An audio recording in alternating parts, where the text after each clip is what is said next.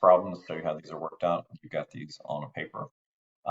First one's just a nice, easy math question. We're asking for what is the density. If we use our density is mass divided by volume.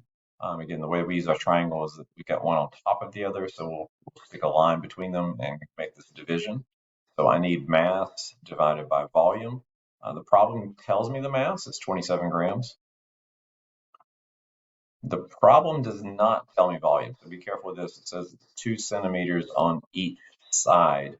So I need to calculate the volume actually on this one. So that's length times width times height, which is going to be 2 times 2 times 2 since it's a cube. And so the volume in this case would be 8 cubic centimeters. And I would need to put this on the bottom of my fraction.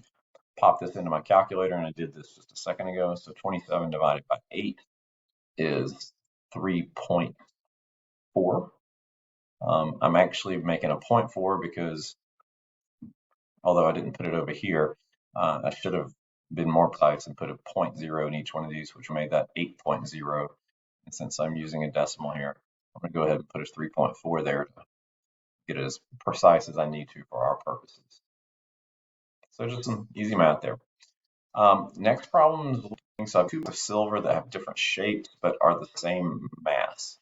So if I've got 2 blocks of silver, if they're the same mass, one of our things about element is if every element of silver should have the same density. Again, that's a property that something has. So if they've got the same, they have the same density and they have the same mass, then they would also have to have the same volume because density is mass divided by volume. So since density is mass divided by volume, the density of silver is never going to change. In other words, our answer, no matter what we did, the density number stays exactly the same. So if the mass goes up, then the volume would have to go up. If the volume goes down, then the mass would have to go down correspondingly. So the question says, are the densities of the blocks the same or different? Well, since they're both silver, it doesn't matter. I don't have to measure anything. If they're both silver, they have to be the same. Are the volumes the same? Well, if they're the same mass, then they would have to have the same volume. That's kind of the thing about silver. If I had a sample of silver that was smaller and I had a sample of silver that was bigger, their densities would be the same. Now this one would have a smaller mass. This one would also have a smaller volume. This one would have a bigger mass. This one would have a bigger volume. But when we do the math, we would get the same number. I mean, for example, 10 divided by 1 and 20 divided by 2 both give us the same answer. So if the top number gets bigger, if the mass gets bigger, then the volume would have to get bigger as well because density is a fundamental property of silver, and no matter what silver we have, the density is always going to be equal, no matter what it is. All right, read through this one. It says iron has a density of 7.86 grams per milliliter. Sample of iron having the mass of 393 grams will occupy what volume? So this one we're just missing the V. To solve for V and cover it up, we just need to take the mass and divide it by the density.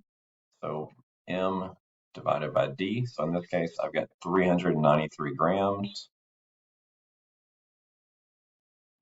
And I divide it by the density, which is 7.86 grams per milliliter. Put this in a calculator.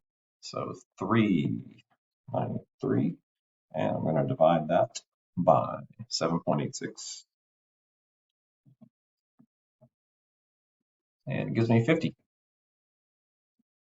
And let's make sure I use my correct unit. It's asking for volume. Volume should be milliliters. You'll notice that grams and grams technically cancel out, and I'm left with milliliters here. It should be done. Just plug the numbers in the formula and get a right answer. All right, an irregularly shaped stone was lowered into a graduated cylinder holding a volume of water equal to 2 milliliters. The height of the water rose to 7 milliliters. If the mass was 25 grams, was its density? So again, I'm trying to figure out density. I don't know density. I do probably know these two. In order to get the density, I need mass divided by volume. It tells me the mass. And I have to figure out the volume.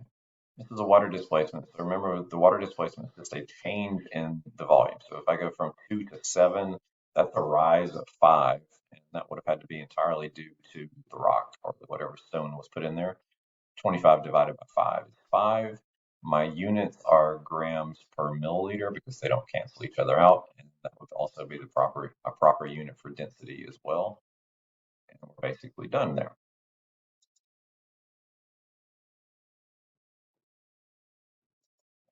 Metals found to have a volume of 3 centimeters and a density of 8.96. What would the mass measure? So in this case, I am missing the mass. So let's cover that up. And that tells me that I just need to multiply density times volume to get my answer. Now in this case, density is 8.96 grams per milliliter. My volume is, or in this case, centimeters cubed, I should say. Multiply that times 3 centimeters cubed. And 8.96 times 3.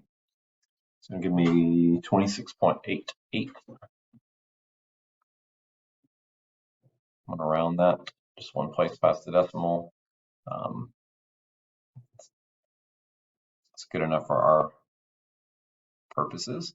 And that would give me 26.9 grams. So if I had 26.9 grams, took up 3 centimeters cubed, it would give me a corresponding density of 8.96. Would it sink or float in water? It would sink. Right, so silver has a density of 10.49, gold has a density of 19.32. If you had an equal mass of each one, would they take up the same amount of space? If not, which one would take up more space? So if we have the same mass, because silver has a lower density, right? So if they have the same mass, I could put the numbers in here if I needed to. But this is more of a thought process than anything else. Because silver is less dense, gold's going to feel kind of heavier for its size. So if I had the same amount weight-wise of each one, I would end up having to have a whole lot bigger space of silver. So the silver would take up more space. Again, think about air. Like air has a very, very low density. So if you had a large mass of air, it's going to have to take up a huge amount of space in order for that weight to be equal. So if I had, imagine if you had a ton of feathers versus a ton of lead, like the feathers would have to take up way more space. The same thing with silver and gold. Silver is less dense, it's kind of like the feathers, so it would have to take up more space if it weighed the same. What if we had the same volume? Which one would have more mass? Well, the same thing is true, feathers and lead. If I had a room full of feathers and a room full of lead, they've taken up the same amount of space. The lead's going to weigh more because it has a higher density. So make that into silver and gold. Gold is heavier for its size, which means if we have equal sizes, gold is going to end up weighing more. It's going to have more mass. So in this case, our answer would be the gold is going to weigh more if we have equal volumes. Apparently that is the last one. Thanks for watching. Hope that helped.